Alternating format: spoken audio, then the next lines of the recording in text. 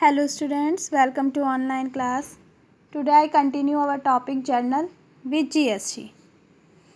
आज हम पढ़ेंगे कुछ ट्रांजेक्शन्स जिसके अंदर GST इंक्लूड होंगी। पीछे जो जर्नल पढ़ा था उसमें क्या था, विदाउट GST हमने पढ़ा था। तो देखिए फर्स्ट ट्रांजेक्शन है हमारी, यहाँ पहले देखिए किसका बना रहे हैं हम। Transaction of Ramesh of Delhi for April 2019 are given below. कुछ ट्रांजेक्शन रमेश ऑफ दिल्ली ने अप्रैल 2019 की आपको गिवन की हुई है, इन्हें जनरलाइज आपको करना है। तो फर्स्ट ट्रांजेक्शन है Ramesh started business and brought capital in cash. तो सबसे पहले तो आपको अभी मैंने जीएसटी का पिछला पार्ट पढ़ाया था, आपको ये पता होना चाहिए किन ट्रांजेक्शन्स पे हमारी जीएसटी लगती है और किन पे नहीं। तो क्योंकि ये कैपिटल इंट्रोड्यूस वाली ट्रांजेक्शन है, पीछे हमने पढ़ा था कि इस पे जीएसटी नहीं लगाई जाती, तो सिंपल एंट्री बनेगी cash account debit to capital account. इसके बाद है पेड इनटू बैंक, अपना ही पैसा हम बैंक में जमा कर रहे हैं यानी डिपॉजिटेड इनटू बैंक, तो इस पे भी कोई जीएसटी नहीं लगाई जाएगी। सिंपल एंट्री बनेगी bank account debit to cash account, अपना पैसा हमने बैंक में सबमिट किया है। नेक्स्ट है bought goods for ₹5,000 plus CGST and SGST at the rate of 9% each। 9% each यानी 9% ही CGST लगेगी और 9% ही SGST लगेगी। 5,000 का माल हमने क्या किया है, बॉट्स परचेज किया है, तो क्या एंट्री बनेगी, परचेजेस अकाउंट डेबिट, क्योंकि इस पे हम GST क्या कर रहे हैं, हमें पेड करनी पड़ेगी। तो इनपुट GST, तो input CGST account and input SGST account debit. और ये क्या होगा हमारा 5,000 पे 9% का लगेगा CGST यानी 5,000 इंटू 9/100 450 रुपीज़ और 450 ही SGST। अब इन तीनों का टोटल हमारा किस में आ जाएगा, टू कैश अकाउंट में। ओके, नेक्स्ट है हमारा cash withdraw from bank. Bank में से कैश इन्होंने विड्रॉ किया, तो इस पर भी कोई हमारी GST नहीं लगाते, तो क्या आ जाएगा कैश अकाउंट डेबिट, कैश क्योंकि हमारे पास आया तो ये डेबिट होगा to bank account. Okay, next कह रहे हैं हमारा, नेक्स्ट ट्रांजेक्शन देखिए क्या कह रहे हैं, sold goods to Krishna for 1,500 plus CGST and SGST at the rate of 9% each. Krishna को माल हमने बेचा, सोल्ड किया, तो Krishna account debit to sales account to output CGST and to output SGST। तो 1,500 सेल्स में आया पहले हमारा, कृष्णा का अकाउंट में बाद में लिखेंगे अमाउंट, पहले सेल्स अकाउंट में लिखा हमने 1,500, फिर 1,500 पे 9% लगाया 135 और 135 भी SGST। अब इन तीनों का टोटल मिला के आ जाएगा 1,770। नेक्स्ट कह रहे हैं bought goods from Shyam on credit. Credit पे हमने लिया है, तो क्रेडिट पे जब लिखते हैं तो किसका नाम आएगा हमारा यहाँ पे, श्याम का। CGST and SGST payable eight 9% each यानी 9 ही इस पे और 9 ही इस पे, तो purchases account debit, input CGST account debit, input SGST account debit to Shyam. तो 3,000 पे 9% लगा 270, तीनों का टोटल हमने करके लिखा 3,540। फिर है कैश रिसीव फ्रॉम कृष्णा, तो क्योंकि हम इस पे कृष्णा से अभी हमने माल क्या किया था, ऊपर देखिए यहाँ कृष्णा को हमने माल बेचा था, अब इस पे हम क्योंकि SGST CGST लगा चुके हैं, अब इससे हमें पैसा रिसीव्ड हुआ है, तो क्या आ जाएगी entry cash account debit to Krishna. कितना अमाउंट बन गया था टोटल इसका मिलके 1,770। क्लियर है ये। फिर है good sold against cash payment charge CGST and SGST at the rate of 9% each and allowed 2% cash discount. तो कैश डिस्काउंट हमारा जो है जनरल एंट्री में शो होता है, जबकि ट्रेड डिस्काउंट जनरल एंट्री में शो नहीं होता है। तो हमारा इसमें देखिए क्या आएगा, बैंक अकाउंट, देखिए पीछे देखिए इसकी पहले ट्रांजेक्शन दोबारा पढ़ लेते हैं। Sold goods to Rakesh for 10,000 का माल बेचा, CGST और SGST इस पे लगाएंगे 9% के हिसाब से। He paid the due amount immediately and availed cash discount 2%। उसने ये अमाउंट अपना इमीडिएटली पेड कर दिया और इस पर 2% का कैश डिस्काउंट उसने रिसीव किया है, तो पैसा हमें मिला है। तो क्या एंट्री बनेगी इसमें? बैंक अकाउंट डेबिट, ठीक है। पहले हम इसमें लगाएंगे सेल्स कितने की 10,000 की, इस पर हमने 9% GST लगाई 900 की, फिर 9% SGST लगाई 900 की। ये टोटल अमाउंट जो है इस पर जो है हम 2% का डिस्काउंट देंगे, तो इस पर 2% का डिस्काउंट आया 236, ये आ जाएगा डिस्काउंट अलाउड में। एंड बाकी बचा हुआ जो इसका टोटल है उसमें से 236 माइनस कर दीजिए, आ जाएगा 11,564 बैंक अकाउंट में। ओके, आप जो है नेक्स्ट दे रहे हैं, being the discount allowed by Shyam on payment being made to him. Shyam ने कितना डिस्काउंट रिसीव्ड किया है? देखिए पीछे दिया हुआ होगा, ये दिया हुआ है हमारा cash paid to Shyam discount allowed by him 100 rupees. 100 rupees का ही दिया हुआ है कि श्याम ने जो है कैश पेड किया है कितना, 2250 का कैसे पेड किया है, 2150 उसने पेमेंट कर दिया और 100 रुपीज़ का उसे डिस्काउंट मिला है। नेक्स्ट बोल रहे हैं being the goods sold, goods sold किया है आपने कितने रुपीज़ का, 8,000 का, और उस पर CGST और SGST कितनी लगी है 9%। तो cash account debit to sales account to output CGST and to output SGST। Next है being the rent paid along with CGST and SGST। वैसे तो रेंट पेड पे लगती नहीं CGST व SGST, लेकिन यदि क्वेश्चन में गिवन किया हुआ है तो हमें उस पर CGST और SGST लगानी होगी।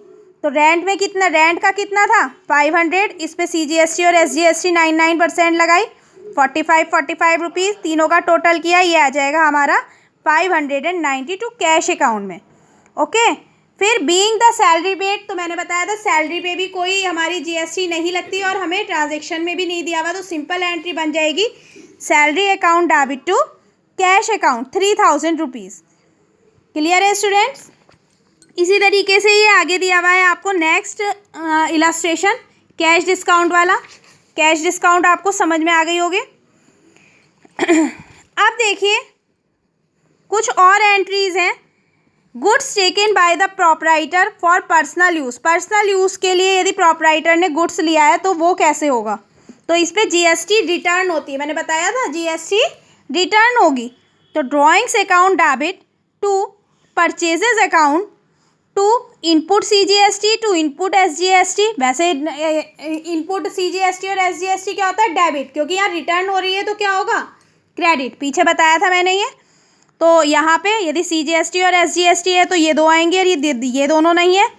इंटर स्टेट है तो केवल आ जाएगी टू इनपुट IGST।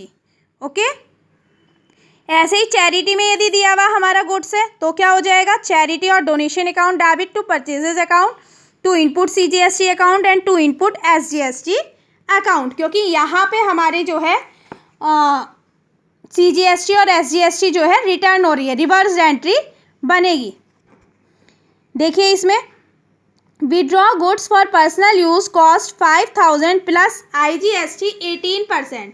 5,000 का माल जो है विड्रॉ किया पर्सनल यूज़ के लिए और इस पर 18% क्या लग रही है IGST, और सेल प्राइस क्या है इसका 7,000। तो हमें सेल्स प्राइस से कोई मतलब नहीं होता, हमेशा कॉस्ट प्राइस, यदि कोई प्रॉपराइटर अपने लिए कोई भी गुड्स बिजनेस में से निकाल रहा है देन वो कॉस्ट प्राइस पे ही कैलकुलेटेड होगा।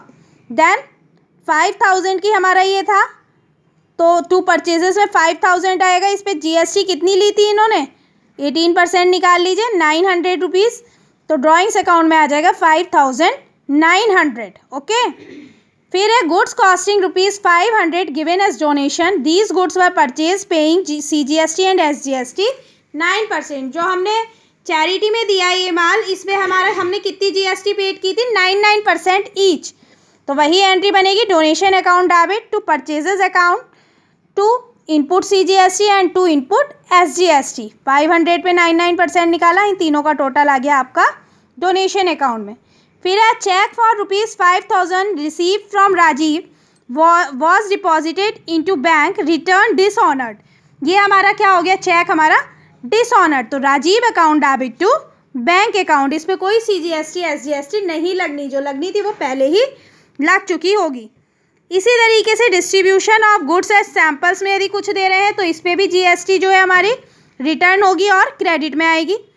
कोई माल loss of stock by theft और फायर है तो उस पर भी जीएसटी जो है हमारी रिटर्न होगी और क्या होगा, क्रेडिट होगी जीएसटी। ये पीछे मैं सारी एंट्री आपको बता चुकी। यदि इंश्योर्ड है, क्लेम्ड कर रहे हैं तो क्या एंट्री बनेगी, insurance company debit to loss of stock by theft और फायर अकाउंट।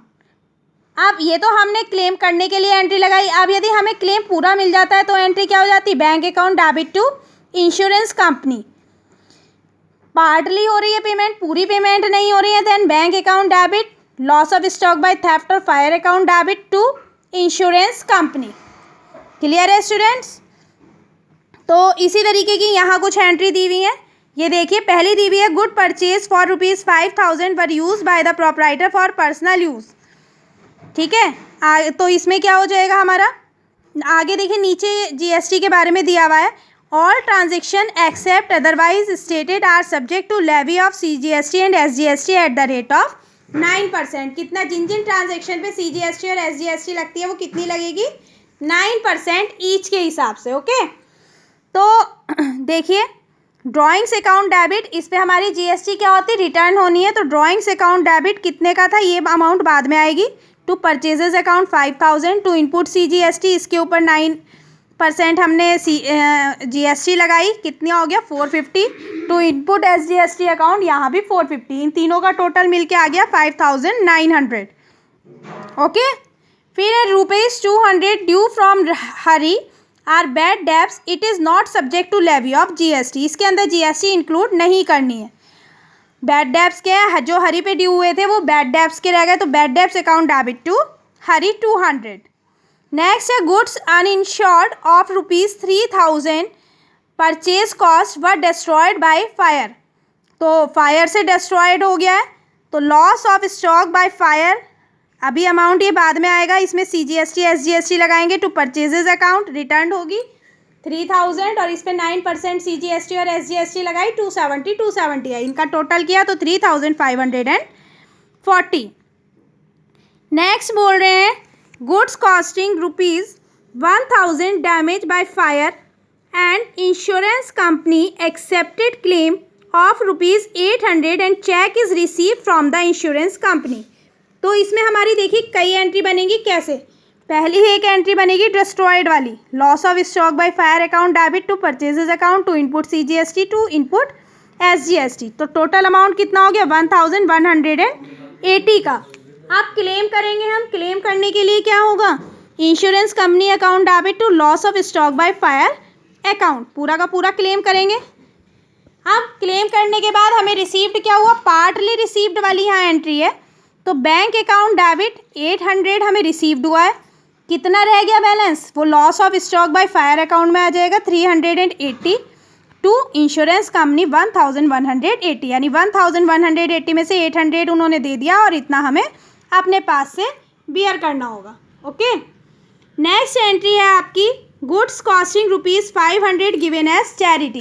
तो सेल्स प्राइस से हमारा कोई मतलब होता ही नहीं, तो सिंपल एंट्री बनेगी charity account debit to purchases account और इस पे जीएसटी क्या होगा, रिटर्न होगा, to input CGST and to input SGST. Okay, next है paid landlord 1,500 for rent.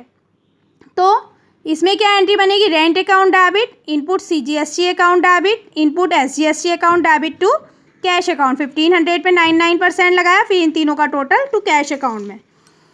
Next है sold household furniture for ₹5,000, it is not subject to levy at GST being personal asset of the proprietor, the proceed were invested into business. इन्होंने घर का furniture जो था वो sold किया 5,000 rupees भी, इस पर कोई जीएसटी चार्ज नहीं करनी, और उस पैसे को कहाँ लगा दिया, बिजनेस में। तो घर का जो फर्नीचर बेचा है उससे हमें कोई मतलब नहीं, उसकी ट्रांजेक्शन हमारे बिजनेस के अकाउंट बुक्स में तो आनी नहीं, लेकिन हाँ क्योंकि वो पैसा उन्होंने बिजनेस में इन्वेस्ट किया है, इसलिए क्या एंट्री बनेगी, cash account debit to capital account, पैसा बिजनेस में लगाने की एंट्री यहाँ पे बनेगी 5,000। केवल ये होता है कि पर्सनल एसेट उन्होंने सेल आउट किए तो वो इसके अंदर इंक्लूडेड नहीं होती। क्लियर है स्टूडेंट्स। आगे का नेक्स्ट इलस्ट्रेशन आप देखिएगा और पीछे जो क्वेश्चंस दिए हुए हैं इसके वो आपको करने हैं। Thank you.